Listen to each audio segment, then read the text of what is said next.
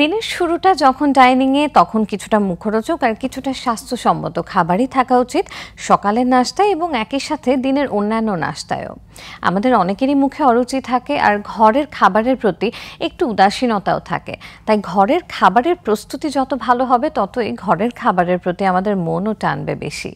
ভোজনপ্রিয় সেই সব মানুষের জন্য আমাদের আজকের সকালের খাবারের রেসিপির আয়োজন।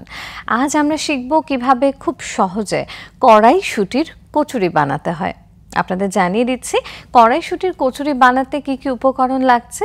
উপকরণগুলো হলো একটি পেঁয়াজ কুচি, 5টি কাঁচামরিচ, তেল পরিমাণ মতো, আদা বাটা, কালো জিরা, 1 চামচ হলুদ, চিনি পরিমাণ মতো, লবণ পরিমাণ মতো এবং আটা 3 কাপ। প্রিয় দর্শক, এবার আমরা দেখে আসি চলুন প্রস্তুত প্রণালীর একটি ভিডিও ক্লিপ।